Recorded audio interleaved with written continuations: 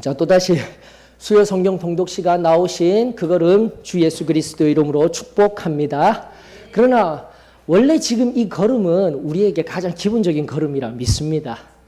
십자가의 그 보혈로 말미암아 내가 은혜 받았다라면 그 마지막 날 우리 주님 앞에 서는 그날까지 우리 주님께 영광 올려드리며 주님과 함께 예배드리는 귀한 교회의 한 시간 한 시간들을 우리가 가장 귀하게 여기는 은혜가 저와 여러분들에게 임하기를 원합니다.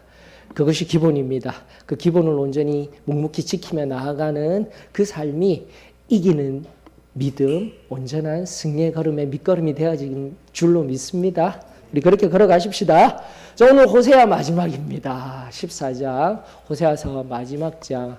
제가 이제 작정하고 본격적으로 선지서 역사서의 흐름 속에서 각 시대에 어떠한 선지자들의 말씀이 있는지 우리가 살피면서 은혜를 받고 있습니다. 호세아 우리 마지막 장을 우리 뒤돌아보면서 같이 함께 또 말씀을 음미하면서 오늘 또 중요한 주제 끄집어 올려서 우리 삶 속에 우리의 심령의 신비에 새기는 은혜가 있기를 주의 이름으로 축원합니다.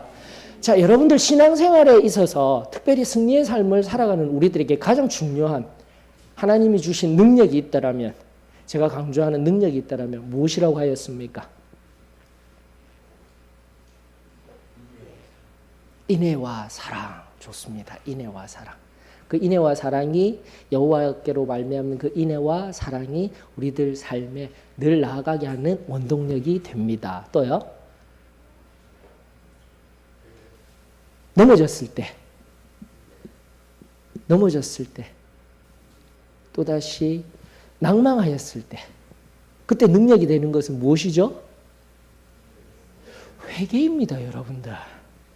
다시 한 번 더 승리의 삶을 살아가는 나이기 때문에 회개가 나와는 아무런 상관이 없어 라는 삶은, 라는 신앙 고백은요, 성경은 말합니다. 우리를 거짓말하는 자라고 이야기를 합니다. 다시 한 번 더 나 자신을 날마다 돌이켜 살피되 우리 죄에 관하여서 이젠 더 이상 얘기 안 합니다. 세 가지 죄의 고범죄, 무지죄, 선을 알면서도 행하지 못하는 죄, 그 죄들의 원리를 명확히 깨달아 알게 된다면 내 삶에 내가 연약한 존재이기 때문에 끊임없이 회개할 존재입니다. 그 회개를 통하여서 또다시 하나님이 일으켜 주시고 승리케 하시는 그 온전한 승리가 저와 여러분들에게 경험되어졌으면 좋겠습니다. 혹시라도 하나님 앞에 낭망하여져서 넘어져서 불꽃 같은 눈앞에서 두렵고 떨리는 마음으로 서 계십니까? 아니에요. 가만히 눈을 들어 바라보게 되면 그 불꽃같이 이글거리는 하나님의 그 화영 같은 눈길 속에 사랑이 있습니다. 인애가 있습니다. 우리를 간절히 품고자 하시는 놀라운 은혜가 우리들 가운데 흘러나오는 하나님의 사랑이 있음을 늘 기억하며 나아가기를 원합니다. 자, 14장 바로 그러한 관점에서 우리 바라보면서 통독하고 나아갔으면 좋겠습니다. 호세아 14장 다 같이 읽으십시다. 시작. 이스라엘아, 내 하나님 여호와께로 돌아오라. 내가 불의함으로 말미암아 엎드러졌느니라. 너는 말씀을 가지고 여호와께로 돌아와서 아뢰기를 모든 불의를 제거하시고 선한 바를 받으소서. 우리가 수송아지를 대신하여 입술의 열매를 주께 드리리이다. 우리가 아수르의 구원을 의지하지 아니하며 말을 타지 아니하며 다시는 우리의 손으로 만든 것을 향하여 우리는 우리의 신이라 하지 아니하오리니 이는 고아가 주로 말미암아 긍휼을 얻음이니이다 할지니라. 내가 그들의 반역을 고치고 기쁘게 그들을 사랑하리니 나의 진노가 그에게서 떠났음이니라. 내가 이스라엘에게 이슬과 같으리니 그가 백합화같이 피겠고 레바논 백향목같이 뿌리가 박힐 것이라. 그의 가지는 퍼지며 그의 아름다움은 감람나무와 같고 그의 향기는 레바논 백향목 같으리니 그 그늘 아래에 거주하는 자가 돌아올지라. 그들은 곡식같이 풍성할 것이며 포도나무같이 꽃이 필 것이며 그 향기는 레바논의 포도주같이 되리라. 에브라임의 말이 내가 다시 우상과 무슨 상관이 있으리요 할지라. 내가 그를 돌아보아 대답하기를 나는 푸른 잣나무 같으니 내가 나로 말미암아 열매를 얻으리라 하리라. 누가 지혜가 있어 이런 일을 깨달으며 누가 총명이 있어 이런 일을 알겠느냐. 여호와의 도는 정직하니 의인은 그 길로 다니거니와 그러나 죄인은 그 길에 걸려 넘어지리라. 아멘. 자, 하거나 하시는 거 있으시면 나누어 주셔요.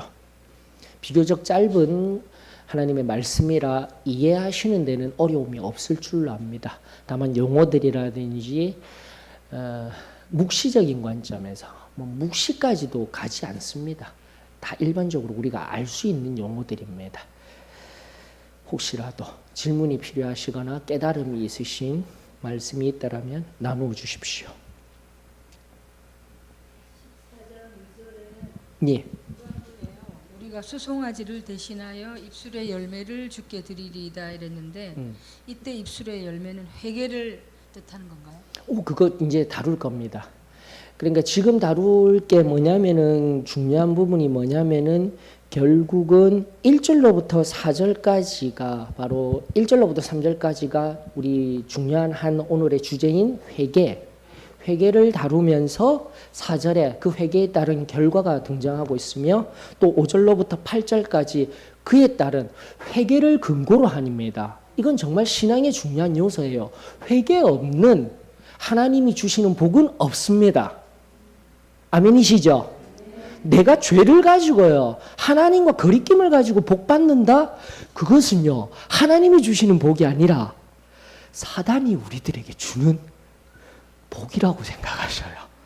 우리가 신앙생활하면서 굉장히 중요하게 여겨야 할 관점은 뭐냐면은 내가 믿는 자임에도 불구하고 하나님이 주시는 지금 내가 누리고 있는 것이 하나님이 주시는 복인지 아니면 사단이 말씀을 은밀히 포장하여서 우리의 신앙을 은밀히 포장하여서 사단이 나에게 주는 복인지 그걸 빨리 발견하셔야 되는 거예요.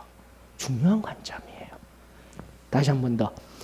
죄에 대한 회개 없는 하나님의 복은 없습니다. 이걸 기억하셔요. 단순하게 우리 삶의 원리로 적용하실 때 지금 내가 누리는 정말 모든 물질의 복, 명예의 복, 성공의 복들이 진정 내 삶에 하나님 앞에 거리낌 없는 자리에서 얻는 복인지 아닌지 그렇다면 이 복의 출처는 어디인지 명확히 알게 될 줄로 믿습니다. 그러므로 5절로부터 8절까지는 익히 가나안 땅에 있는 식물과 나무들을 통하여서 가장 좋은 것들로 주신다라는 약속의 말씀이 흘러나오고 있고요. 9절이 바로 호세아서 전체를 두르는 지금까지 우리가 살펴봤던 그 모든 것들을 결론적으로 선포하는 말씀입니다. 이런 구조적인 관점에서 바라보시면 도움이 되실 것입니다. 그럼 보이실 거예요.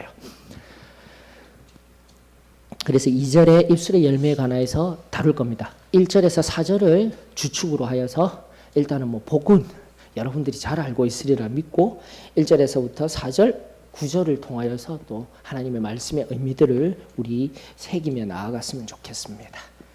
혹시 또 다른 부분은요?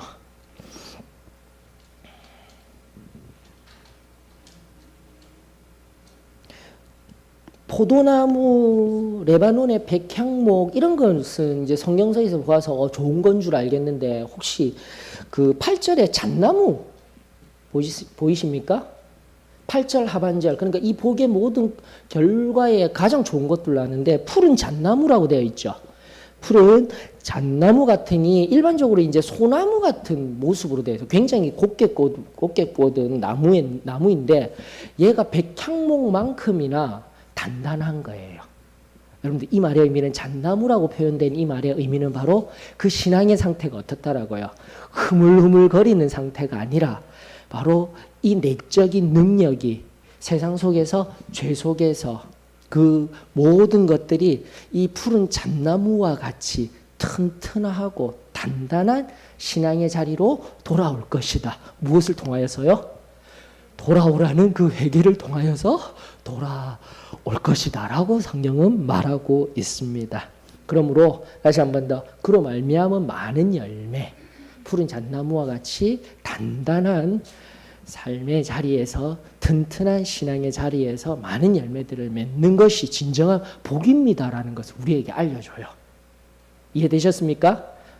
지금 계속해서 말씀을 통해서 알려드린 현상적인 내가 명예를 얻고 성공을 얻고 물질을 얻는 현상적인 결과가 복이 아니라 다시금 내 안에 예수 그리스도로 말미암아 단단하여지고 든든해진 삶을 통하여서 내 삶에 이루어지는 삶의 온전한 승리의 열매들, 성령의 열매들이 진정한 복입니다라는 것을 깨닫는 은혜가 있었으면 좋겠습니다. 네. 자, 우리 하나하나 한번 살펴볼까요? 다시 한 번 더 히브리어 돌아오라라는 것은 슈브입니다. 맞습니까? 그래 슈브가 뭐라고요? 회개예요. 회개. 여러분들 회개는 무엇이라고 하였습니까? 지금까지 슈브라는 용어에 대해서도 우리가 호세아서에서도 한번 다루었던 것 같아요. 회개하다라는 이 슈브라는 용어의 진정한 의미는 세상을 향하여서 나아가고 있었던 거예요. 왜 제가 나아가고 있었냐라고 이야기해요. 돌아서서 바라만 부는 것이 아니라 뭘 하고 있었다라는 거예요. 걸어가고 움직이고 세상 속에서 다 행하고 있었다라는 겁니다. 그것을 어떻게 하는 거예요? 360도? 아니죠. 360도 돌아오라 하면은 한 바퀴 뱅그로 돌아가 아니라고 하였습니다. 이미 몇 주 전에 강의를 했던 것 같아요. 360도가 아니라 180도 딱 돌아서 어떻게 해요? 돌아서서 하나님 아름다우십니다. 하나님 영광 받으시옵소서. 찬양하고 높여드리는 예배 드리는 형식적인 삶을 사는 것이 아니라 어떻게 해요? 걸어가는 거기까지가 뭐라고요? 회개입니다. 라는 거죠. 그래서 회개의 첫 번째 관문은 바로 그 죄를 지금까지 하나님의 마음을 아프게 하여서 세상을 향해서 걸어가던 내가 너무나 하나님을 아프게 하였던 거나 깨닫는 거예요. 맞죠? 그게 이제 첫 번째인 거예요. 그것이 가능하게 되면 하나님의 뜻을 위하여서 걸어 나아가는 이 한 걸음의 시작이 이제 회개의 능력, 다시 한번 더 승리의 능력의 삶으로 나아가는 것이 된다라는 거. 그러므로 다시금 내가 넘어지고 했을 때 넘어진 그 자리에서 나는 이제 하나님 앞에 버림받은 사람이야. 나는 하나님이 기뻐하지 아니하는 자야. 나는 하나님의 자녀가 아니야라는 그 영혼의 깊은 골짜기, 어둠의 골짜기와 같은 광야 같은 곳에서 일어서야 되는 거예요, 여러분들. 일어서야 되는 거예요. 하나님의 은혜는 어떻게 해요? 늘 있다니까요. 내가 믿음으로 어떻게 반응하느냐. 이것이 원칙입니다. 회개에 통하여서 내가 온전히 믿음의 걸음을 일어서서 내딛고 나아가게 될 때 그때로부터 늘 있었던 그 하나님의 은혜가 내 안에 발견되어지게 될 것이며 내 한 걸음 한 걸음에 부으시는 하나님의 은혜로 풍성하게 젖어지는 역사가 저와 여러분들의 역사임을 믿습니다. 이제는 돌아오라는 히브리어의 슈브, 나아가 그 슈브에는 뭐라고 말씀드렸죠? 그 슈브라는 의미 속에서는 돌아서서 바라보는 것뿐만이 아니라 어떠한 것까지요? 행하는 것까지, 행동하는 것까지, 액트하는 것까지 들어가 있는 용어라고 분명히 알려드렸습니다. 그냥 내 입으로 회개하였습니다. 고백하고 입으로만 그냥 관념적인 신앙이 아니다라는 것. 이 성경이 말하는 용어는 그러한 용어입니다라는 것을 명확히 정립하여서 내 삶 속에 온전히 적용하며 나아가는 은혜가 저와 여러분들에게 있기를 원합니다. 자, 예, 가장 믿음이 좋죠. 아멘 한 거예요. 감사드립니다, 우리 지훈이. 자, 여기서 이제 1절이 말하는 돌아오라 하는데 어디로부터 지금 돌아오라라고 하고 있습니까? 죄악으로부터. 성경이 말하는 바.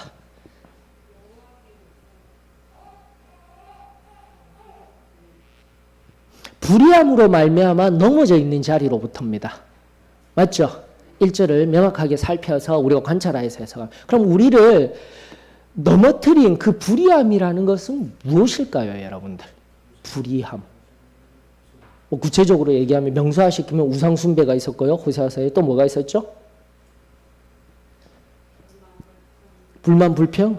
자꾸 말씀에서 우리가 해결함을 받았으면 좋겠어요. 우리가 호세아서에 집중해서 호세아서가 이야기하는 불의함, 불법, 방금도 얘기하는 우상숭배도 있었어요. 보편적인 우리가 객관화시켜서 알고 있는 일반 상식적인 하나님 앞에 불법, 불의함이 아니라 호세아서가 말하는 불의함은 무엇이었습니까? 호세아 4장 1절에 있었다 했잖아요. 세 가지가 없는 상태. 무엇이었죠? 뭐뭐가 없는 상태? 진리와 인애와 하나님을 아는 것이 없는 상태. 이렇게 정리하셔야 되는 거예요. 그 불이라면 호세아서가 이야기하는 불이. 그러므로 끊임없이 우리는 어떻게 해요? 하나님 말씀을 접해야 되고요. 또 하나님께 기도함으로 하나님을 알아야 되고요. 그래서 우리 삶이 어떻게 해야 된다고요? 인애와 긍휼로서 문화화시켜서 우리 안에 끊임없이 삶에 적용하는 자리로 나아가게 될 때에 불의가 어떻게든 없어지는 은혜가 있는 줄로 저는 믿습니다. 그러면서 좀 더 불이라는 이 아온인데요. 아온이라는 걸 명확하게 우리가 알기 위한 게 어디에 있냐면 우리가 잘 아는 말씀 중에 이사야 6장에 등장합니다. 이사야 6장 하면은 성결에 관한 그 말씀, 이사야가 하늘에 하나님 앞에서 받았던 그 놀라운 말씀, 힌내니 아시죠? 제가 굉장히 좋아하는 용어, 구약의 용어 중에 하나, 나 여기 그대로예요. 주님 내가 여기 있사오니 이런 것도 아니에요. 나 여기 있는 상태 그대로 하나님 앞에 나아가는 절대 헌신의 상태의 용어가 힌내니예요. 아브라함도 그렇게 했고요. 하나님이 임재하셔서 부르실 때마다 힌내니 하고 조건을 달지 않아야 했습니다. 만약 제가 이렇게 해주시겠다라면 내가 하나님 말씀에 따르겠습니다. 우리 잘 아는 거. 그런 게 아니에요. 그냥 하나님 부르시면 어떻게 하겠다고요? 그래요. 힘내니. 내가 힘내니 하면서 그렇게 자꾸 외우시라고 제가 하였습니다. 정말 제가 좋아하는 용어입니다. 조건 달지 마셔요. 하나님이 지금 이 상황 속에 이렇게 해주시겠다라면 아니에요. 우리는 하나님이 부르시고 하나님이 말씀하여 주시고 하나님 앞에 기도함을 통해서 하나님의 뜻을 발견하였을 때 어떻게 해요? 힘내니 하시면 은혜가 있습니다. 우리 하나님은 결코 당신의 사랑하는 자녀들을 불구덩이 속으로 인도하시는 분이 아니라 가장 선하고 좋은 곳으로 인도하시는 분임을 저는 믿습니다. 그 은혜가 저 여러분들에게 있었으면 좋겠어요. 자, 이사야 1장 한번 보십시다.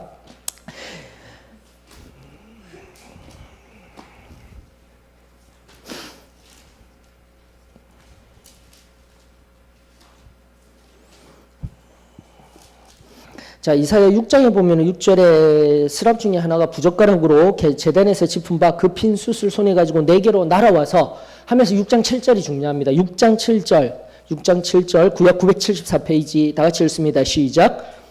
그것을 내 입술에 대며 이르되 보라 이것이 내 입에 닿았으니 내 악이 제하여 졌고 그리고 또 내 죄가 사하여 졌느니라 하더라. 여기 이중적인 요소가 있는 거예요, 여러분들. 다시 한 번 더 성결의 이중적인 우리의 요소들, 교리적인 이유가 바로 말씀 속에서 있다라는 것을 끊임없이 말씀이 우리의 기초가 되기를 원합니다, 우리 교리에. 정말 중요하죠. 여기에서 말하는 뒤에 있는 뇌죄 단수로 되어져 있고요. 뇌악도 단수로 되어져 있습니다. 그러면서 내 악이라고 얘기한 것이 뭐냐면 방금 우리가 읽었던 호세아서 14장 1절의 불의함이라는 용어, 아온이라는 용어예요. 내 악이라고 번역되어진 아온이라는 불의함, 불법이라고도 이야기할 수 있는 용어예요. 기억해 두셔요. 불법. 그리고 호세아서가 말하는 불법은 무엇이었다고요? 진리가 없으며, 다시 한 번 더 계속해서 강조합니다. 하나님을 아는 지식이 없으며 또 인애와 사랑, 하나님의 긍휼하심이 다 사라진 상태. 바로 생명이 없고 구원이 없는 상태를 의미하는 것이죠, 여러분들. 악이 있는 곳. 그리고 여기서 뒤에 말하는 죄 하다트라고 나옵니다. 자, 하다트가 복수화되게 되면 죄들이 되어져 버려요. 그것은 철저하게 구원에 관한 의미지만 이 하다트가 단수 취급되어지게 되면 무엇을 의미할까요? 그래요. 너무나 단순해요, 여러분들. 자꾸 이렇게 원어를 살펴고 원어가 의미하는 분들을 깨닫게 되면 우리가 가진 것들이 얼마나 진실되다라는 것을, 우리 교류가 진실되다는 것을 알게 됩니다. 예, 일반적으로 죄, 복수로 번역될 때는 우리가 고의로 범하였던 그 죄들의 문제, 행하였던 죄들의 문제이지만 바로 단수로 취급될 때는 원죄에 관한 이야기를 하고 있는 것이죠. 그러므로 그 제단 수풀을 통해서 무엇죠? 내 안에 있었던 구원을 이루는 지금까지 지었던 고범죄들의 문제가 해결함 받게 되고 또 어떻게 해요? 원죄 또한 해결함 받는 이사야 6장의 의미들은 완전 성결, 은혜의 두 번째 역사인 완전 성결에 관한 귀한 말씀을 우리들에게 들려주고 있습니다 라고 우리가 이해할 수 있는 것이죠. 괜찮습니까? 그러면서 불법, 그리고 나아가 요한일서에 말해 이 불법을 행하는 자들아, 예수님도 불법을 행하는 자들아 하면서 그 불법으로 번역된 것들이 바로 이 용어 앞선 아온이라는 용어들이에요. 우리가 범하는 죄들과 관련된 직접적인 용어입니다. 성경신학적으로. 그러면은 우리가 그냥 경험으로만 처음으로만 알았던 이 용어들이 얼마나 말씀에 근거하여서 성경적으로 우리에게 가르쳐지고 있었는지를 깨닫게 될 것입니다. 괜찮으시죠? 정리하셨죠?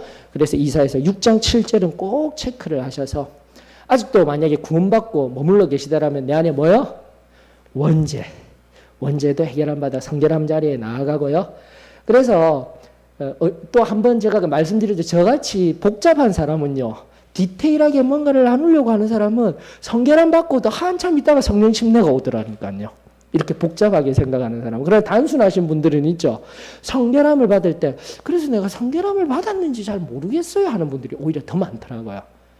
그러나 그렇게 단순하게 하나님을 믿음에 대했을 때는 원리적으로 마찬가지예요. 깨끗하게 그때 헌신을 통하여서 온전히 성결에 놀라운 은혜를 받았을 때 그때가 가장 성령이 임하시기가 가장 좋을 때예요, 여러분들. 그러므로 내가 확실한 삼중적인 은혜가 경험되지 못하고 좀 성결이 긴가민가 하고요. 오늘날에도 완전 성화에 관해서 성결에 관해서 중요하지 않다라고 생각되어지는 시대를 살아가고 있을 때 다시 한 번 더 성결과 거룩을 강조하면서 체험적인 차원에서도 이제는 우리가 정리할 수가 있는 거예요. 이론적으로. 가능하시죠? 그래서 단순하신 분들은 성결, 완전한 성결을 경험하자마자 어떤 일도 있었다고요? 성령 침례의 그 은혜의 역사도 있었다라는 것을 시간적으로. 그렇게 자기 자신이 혹시라도 긴가민가 하신 분들이 계시다면 정리하시면 도움이 되실 것입니다. 아멘. 자, 그러면서 또다시 본문으로 우리 가보십시다. 호세아서 14장. 자, 그랬는데요. 이제부터는 돌아오라. 바로 그 불법에서 지금 너희들이 행하고 있는 이스라엘 너희들이 행하고 있는 그 불의함, 불법에서 돌아오되 앞서 말씀드린 진리가 없으며 하나님을 아는 지식이 없으며 또다시 인애가 없는 그 상황에서 돌아오되 무엇을 가지고 돌아오라 이야기를 하고 있습니까? 중요합니다. 체크해야 되죠. 2절. 아멘. 아멘. 얼마나 말씀 곳곳마다 이 말씀이 중요하기도 하지만 이 말씀 속에 있는 말씀 곳곳마다 얼마나 말씀이 중요한지를 우리들에게 알려주고 있잖아요. 다시 한 번 더 진정한 회개의 자리로 나아오기 위해서는 말씀이 중요하다라는 것. 마지막으로 나중에 제가 12개의 구원의 여정 있죠. 모든 교회, 모든 교단이라든지 교파에서요, 회심 과정이 다 있습니다. 단순하게. 그러나 제가 12개로 정리해드린 거 표 기억하고 계시죠? 그거 다시 한 번 더 정리해드리면서 결론은 그 모든 것들이 어디서 나온다라는 겁니까? 예, 말씀을 알아야 가능한 거예요. 구원도 내가 말씀을 알아야 가능한 거예요. 가장 단순하게 내가 처음 은혜를 받을 때도 말씀을 접했기 때문에 맞죠? 이 승리의 말씀 더 단순하게 들어가면 우리 바레트 선교사님의 단순했던 그 눈물 어린 호소 설교 그것이 어디로부터 근원이 되어서요? 왜? 우리가 깨달아야죠. 그 원리들을 온전히 깨달아야죠. 그리고 그 말씀에 대한 더욱더 풍성함에 들어가고 넓이와 깊이와 그 모든 장성한 분량에까지 자라나가는 은혜 이제는 우리 소망교회 위에 가득가득 임하여지기를 축원합니다. 성경은 다시 한 번 더 말하고 있습니다. 너는 말씀을 가지고 여호와께로 돌아와서라는 거예요. 말씀 속에서 도대체 내 안에 회개의 능력에 회복됨이 있습니다. 고백할 수 있기를 원합니다. 그러면서 불의를 제거하시고 선한 바, 선 뭐라고 했죠? 선? 성경이 말할 때 뭐 중요한 용어들 몇 가지 있었지만 우리 관용적으로 여호와께 감사하라. 그는 선하시고 인자하시다. 인자는 지금 계속 나오죠. 헤세드 맞죠? 인자, 인애, 사랑, 그분의 변함없는 영원한 시간성을 담보로 한 영원한 시간을 담보로 한 헤세드. 선함은 뭐라고 했죠? 토브. 영원히 함께 하시겠다라는 임마누엘, 예후와의 뜻이 있다라고 했지 않습니까? 토브예요. 선한. 토부라는 것이 선하다라는 것은 내가 어떤 이중적인 잣대로 거짓, 악, 그에 반대되는 개념으로의 선, 상대적인 의미가 아니라 우리 하나님이 나와 함께 하는 것, 그것 자체가 뭐라고요? 선입니다. 그 은혜가 저와 여러분들에게 늘 임하길 원합니다. 그러므로 다시 교리적인 선포로 들어가게 되었을 때 구원, 성결, 성령 침례, 성령 침례로 말미암아 성령의 충만함을 늘 살아간다는 의미는 내 옆에 항상, 내 안에 항상 누가 계시다라는 겁니까? 성령 하나님이 내 안에 거하시며 여호와 하나님과 늘 동행하고 있기 때문에 그 상태가 어떤 상태인 거예요? 그래요. 얼마나 감사한 일입니까? 그 충만한 그 감사함의 상태 속에 저 여러분들이 임하여지기를 원합니다. 그러므로 불의, 죄는 없어지는 거예요. 그래서 이제 앞전 세대에서 죄 짓지 말자, 하지 말자라는 것으로 인해서 우리 삶에 지금 많은 부분 부정형의 신앙 삶을 살아가고 있는 것 계속해서 끄집어 올리고 있습니다. 뭔가를 하게 되면 죄 지을 만한 거니까 하지 말자. 우리가 너무나 소극적인 삶을 살고 있어요. 다시 한 번 더 하나님과 동행하며 그 선한 상태에서 하나님의 말씀을 이루며 살자. 무언가를 하게 될 때 진정한 승리의 삶을 경험하게 될 것입니다.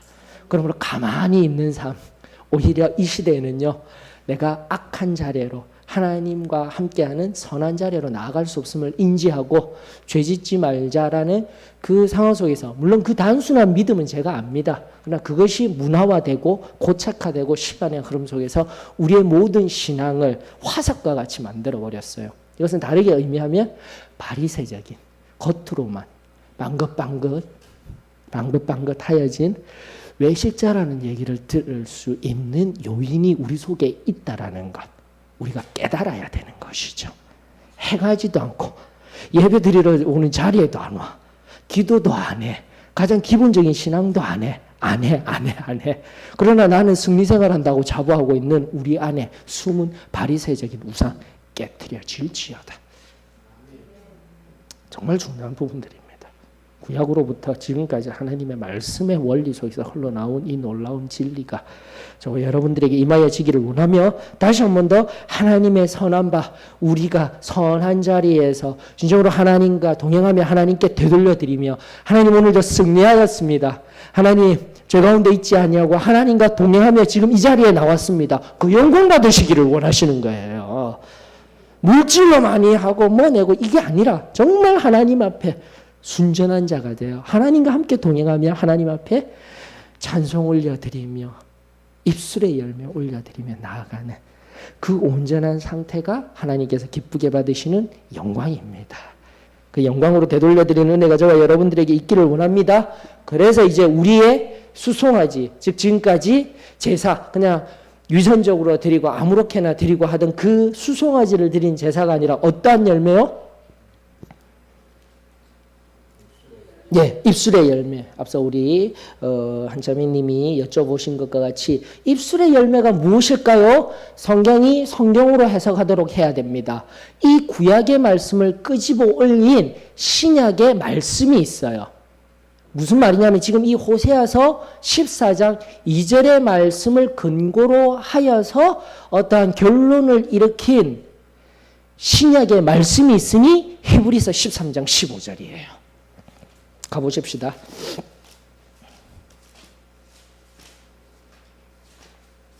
그러니까 히브리서 13장 15절이 뒤에 나온 겁니다. 맞습니까? 맞죠? 신약에 있기 때문에 거기서 바로 이 입술의 열매를 무엇이라고 하고 있는지 알으면 이것이었구나 라는 거예요. 찾으셨습니까? 히브리서 13장 15절 신약 368페이지입니다. 그래서 자꾸 눈으로 우리가 관찰해야 돼요. 하나님의 말씀. 15절 다 같이 읽습니다. 시작. 그러므로 우리는 예수로 말미암아 항상 찬송의 제사를, 이는 그 이름을 증언하는 입술의 열매니라. 아멘. 자, 그렇다면 입술의 열매가 무엇이라는 것입니까? 아멘. 하나님을 찬송하는 거예요. 찬미하는 거예요. 답이 나왔습니다. 그래서 우리가 잘 모를 때는 성경을 이렇게 깊이 연구하고 바라보지 못하고 관찰을 하지 못할 때는 그냥 내 의미로, 그래서 제가 항상 말씀드리죠. 진리 없는 성경에 관철 없는 그 성경 없는 것은 하나님을 안다 하면서 기도만 하고 성령에 의하여서만 하게 되면은 내가 내 경험 속에서 내가 함부로 해석할 때가 많게 되는 거죠. 그러므로 반드시 성경의 관찰을 통해서 성경의 바른 인도를 따라서 해석이 이루어지게 됩니다. 그리고 그 해석에 의한 적용들이 끊임없이 나와야 되죠. 자, 그러면은 다시 한 번 더 이제 본문으로 돌아가서요. 본문으로 돌아가서 입술의 열매는 뭐라고요? 예, 그래서 2절은 너무나도 명확한 거예요. 선한 자리에 있다라는 것은 하나님과 함께 하는 거예요. 하나님이 나에게 주신 은혜에 반응하여서 끊임없이 그분을 어떻게 하는 거예요? 높여드리는 거예요. 그분께 영광을 올려드리는 거예요. 그게 바로 입술의 열매이자 우리 삶에 앞서 말씀드린 8절의 마지막 열매 뭐예요? 우리 삶에 끊임없이 흘러나와야 할 감사의 열매가 되어지게 될 줄로 저는 믿습니다. 자, 여기서 중요한 용어가 뭐냐면 바로 입술이라는 용어예요. 여러분들. 왜 하필이면은 찬미하는 것, 그 찬미, 찬송을 입술의 열매라고 하였을까요? 입술. 시인하는 것. 시인하기, 이 입술로 시인하기 때문에. 또요? 소리가. 예, 소리가 나오기 때문에 또요. 입술의 열매, 입술의 열매. 그러니까 제가 함정을 파놓은 겁니다. 무슨 말이냐면 찬송의 열매였으니까 찬송이 어디로부터?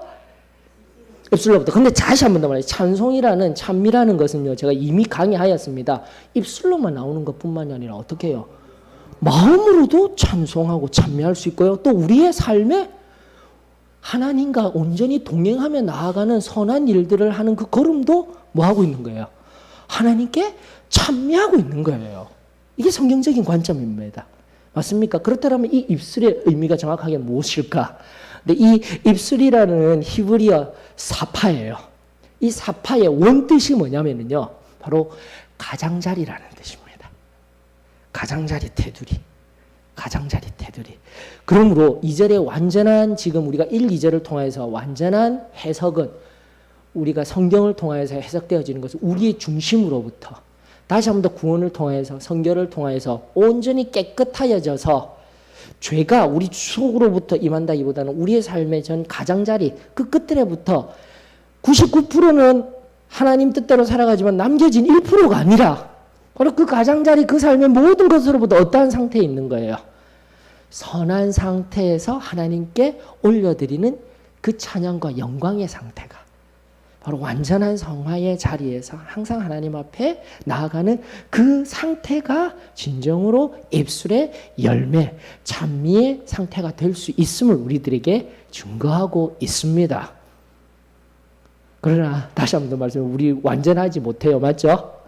그러나 늘 입술의 열매, 가장자리로부터 올려드리는 그 찬미의 제사를 드리기 위해서 우리는 항상 구원받고 성결함 받고 성령 침례를 충만했던 우리 무엇을 항상 생각해야 된다고요?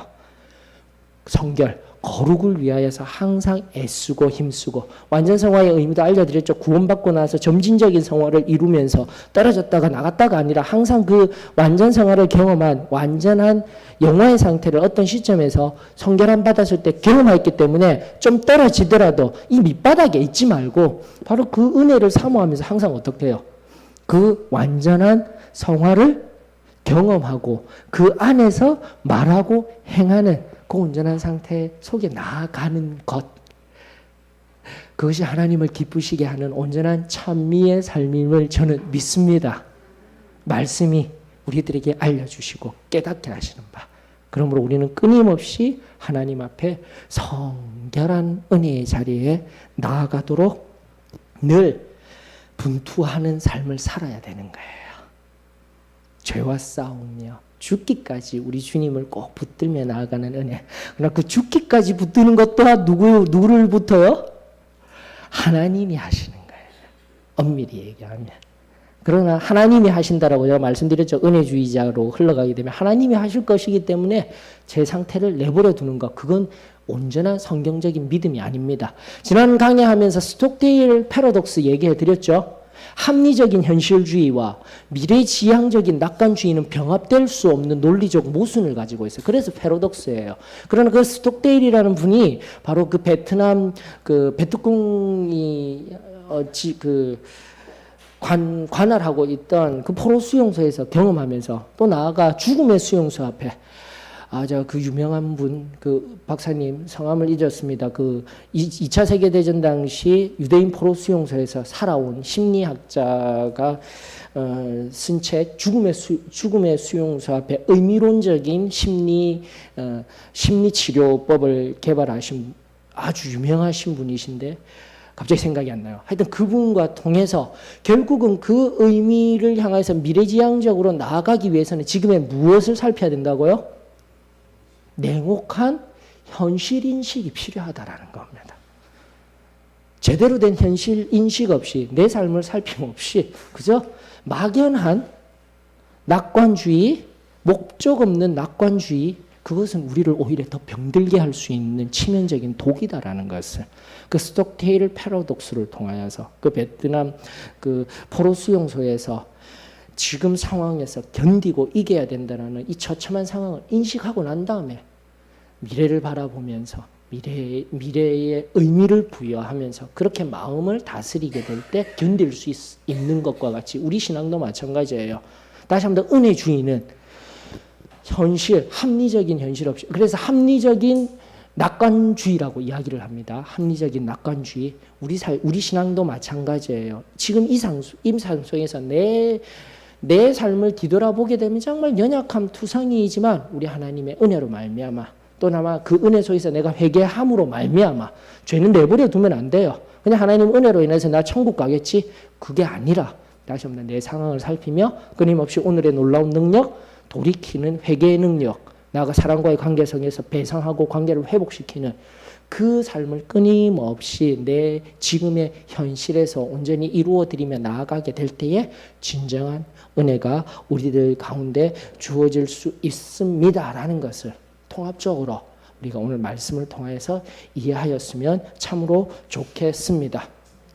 데살로니가전서 5장 16절에서 18절 말씀 너무나도 잘 아는 말씀 알고 계시죠? 항상 기뻐하라.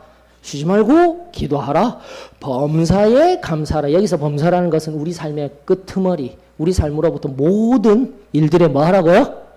감사하라. 감사하라. 하나님 앞에 찬미하고 하는 삶.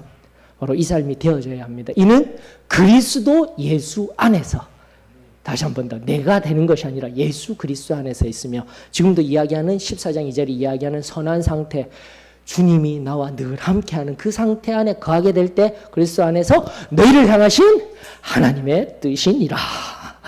그 뜻이 바로 저와 여러분들을 통하여서 이루어지며 바로 그러한 삶을 통하여서 또다시 잃어버린 영혼을 향한 세상을 향한 아버지의 사랑의 메아리가 울려 퍼지는 복된 삶이 저와 여러분들의 삶을 통하여서 이루어지기를 주의 이름으로 축원합니다. 자, 호세아서 다시 또 14장 4절로 가서 그렇게 해서 결국은 그런 회개가 있고 난 연후에 어떻게 하겠다고요? 하나님께서 내가 그들의 반역을 고치고 반역이라는 말이 이 말이 정말 재미난 용어입니다. 반역이라면 무엇에 대한 반역일까요, 여러분들?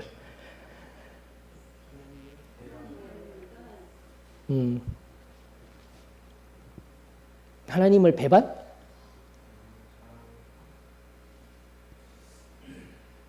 이게 반역이라는 용어가 뭐냐면 머슈바예요. 슈브가 뭐라고 하였습니까?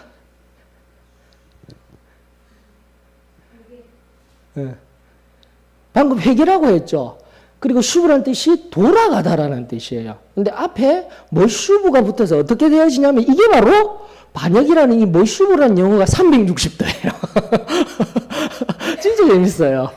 그래서 슈브라는 용어가 계속 등장하면서 얼마나 중요한지 돌아오라 회개가 얼마나 중요한지 14장 지금 호세아 14장에 끊임없이 조금 변형된 형식으로 끊임없이 원어에 등장하고 있답니다.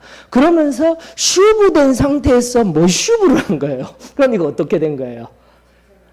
제자리로 돌아가게 되면 그 제자리를 하면 또다시 진리가 없으며 하나님을 아는 지식이 없으며 인애가 없는 자리로 되돌아가게 되는 거예요. 곧 하나님의 뜻을 어떻게 하는 거예요? 거스르는 자리로 들어가게 됩니다. 그 용어가 그래서 반역이라는 용어로 사용되어졌습니다. 예전 개역 한글역에서는 폐역이라고 되어 있습니다. 폐역으로. 다시 한번 더 하나님 앞에 돌아왔다가 그 의미는 돌아왔다가 어떻게 하는 거예요? 다시금 돌아가는 거예요. 근데 그것을 누가 어떻게 하겠다라고요? 고치시겠다. 야, 하나님이 하시겠다라는 겁니다. 이 원리를 잊지 마십시다. 내가 지금 선한 의지를 통하여서 내 걸음으로 지금 여기에 나온 것도 누가 하고 계시는 거예요? 아멘. 이게 바로 우리의 기독교 신앙의 원리입니다. 결코 내가 무언가를 하고 있다라고 하면 안 돼요. 그리 되면 내가 우상이 되어지는 거예요.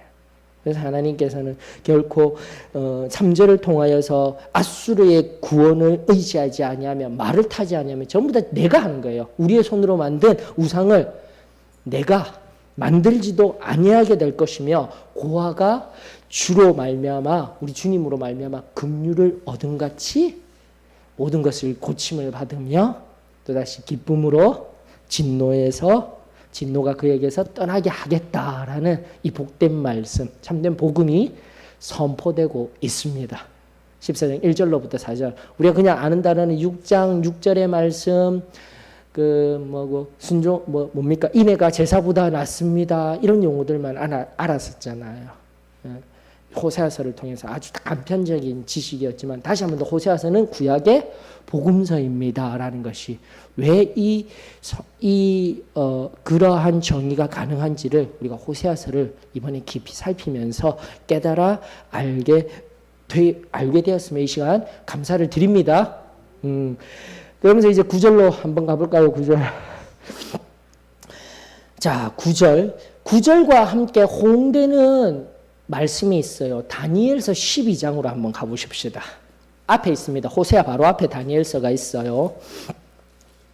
다니엘서 12장 이제 마지막 장의 말씀인데 12장 10절에 보게 되면은 이런 말씀들이 있습니다. 많은 사람이 연단을 받아 스스로 정결하게 하며 희게 할 것이나 악한 사람은 악을 행하리니 악한 자는 아무것도 깨닫지 못하되 오직 지혜 있는 자는 깨달으리라. 그 말씀과 함께 호세아서 14장 9절의 말씀도 그대로 동일하게 이야기하고 있죠. 누가 지혜가 있어 이런 일을 깨달으며 지혜는 무엇이라고 했습니까? 학함입니다. 하나님을 아는 지식으로 말미암아 엄밀히 얘기하면 이제 통합적으로 여기서 말하는 지혜는 진리, 에메트 그리고 하나님을 아는 지식. 다시 제가 지금 안 적어드립니다. 지금 제가 몇 주 동안 그 세 가지 적어드리면서 다 강의해 드렸어요. 혹시라도 이 부분에 대해서 좀 더 알고자 싶으시면 지금 수요 성독 앞에서 하였던 거 다시 한 번 더 우리 KS 거기 그걸 통해서 밴드를 통해서 이름도 제대로 생각해요. KSAFC를 통해서 확인하시고 한 번 더 하셔요. 그러면서 에메트 진리와 하나님을 아는 지식, 다아트와 인애, 헤세드 맞죠? 이 모든 것들을 온전히 깨달아 나아가는 삶이 뭐라고요? 지혜인 거예요. 맞습니까? 이러한 지식을 통하여서 이러한 진리를 통해서 지금 삶 속에 끊임없이 적용이 되어지고 문화화되어져 나아가는 그 삶이 지혜다라는 거. 히브리어 하캄, 하나님의 지식에 의하여서 하나님의 진리에 의하여서 하나님이 만들어주신 인애와 사랑과 긍휼이 문화화되어져서 우리 삶에 녹아져 있는 그 삶의 한 걸음 한 걸음 생각들 그 모든 것들이 통합된 것이 지혜이다라는 것입니다. 그러면서 누가 총명이 있어? 총명은 또 알려드렸죠. 빈이라는 히브리 용어 understanding이라고 하였어요. 분별력, 분별하는 능력. 이것 또한 중요한 거죠. 지혜만 있는 것이 아니라 그 지혜를 통해서 항상 무엇을 분별해야 됩니까? 하나님의 선하심, 하나님의 뜻이 무엇이고 하나님의 째데크가 무엇인지를 우리가 알아야 되는 거예요. 여러분들. 믿으십니까? 네, 이거 굉장히 중요한 거예요. 그 째데크를 깨달아 우리 안에 미시파트가 이루어지는 공의가 이루어지는 것. 그것이 바로 저와 여러분들이 하나님의 하늘나라의 제사장이자 왕같은 제사장 된 삶의 우리 믿음의 이유인 것이죠, 여러분들. 예수 그리스도를 왜 믿습니까? 이렇게 하면 구원받기 위해서요. 그럼 구원받고 난 뒤에는 어떻게 해요? 예수 그리스도를 믿는다라는 것은 다시 한 번 더 예수 그리스도의 십자가와 성령 하나님의 일하심을 통해서 내가 구원받아 하나님 나라의 확장, 곧 하나님 나라의 공의가 이루어지는 삶을 살아내는 것.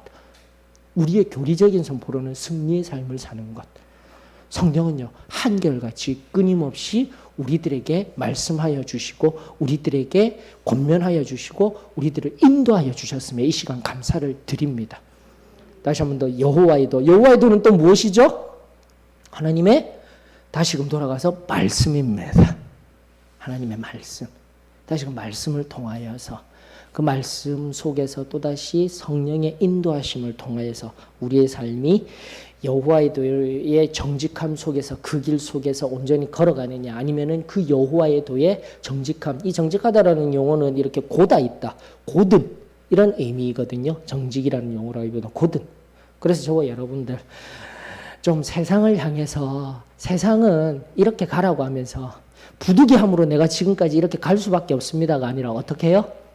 그리 아니하실지라도 세상 한가운데 이 여호와의 도의 정직함을 전하는 인생으로 흘려보내는 인생으로 나아가기를 원합니다. 이 고백이 저와 여러분들에게 있었으면 참으로 좋겠습니다. 여러분들 어떠세요? 호세아서 마무리하면서 참 귀하죠. 호세아서만 귀한 것이 아니라 제 욕심 같아서는 이미 시작된 아모스서도 좀 이렇게 좀 세세하게 살펴드렸으면 오늘날 일어나고 있는 사회적인 대사회적인 문제들에 대해서 아모스서가 얼마나 세밀하게 말씀하고 있는지 몰라요. 그러나 제가 정치적인 사회적인 일들을 이슈를 끄집어내야 되기 때문에 제가 조심스럽게 한 번으로 끝냈던 거예요. 이유는 거기에 있던 것입니다. 그러면서 다른 여타한 선지서들 다시 한 번 더 역사서에 근거한 선지서들 선지자들의 외침 속에서 다시 한 번 더 살피면서 하나님이 우리들에게 지금도 말씀하여 주시고 은혜 베풀기를 원하여 주시는 그 깊고 놀라운 은혜의 삶 가운데 저와 여러분들 온전히 서서 나아가는 은혜가 있기를 주의 이름으로 축원합니다. 자, 다음 주에는 요나서 1장. 요나서 1장. 특별히 1장 17절은 2장하고 같이 연관된 부분인 것 같아요.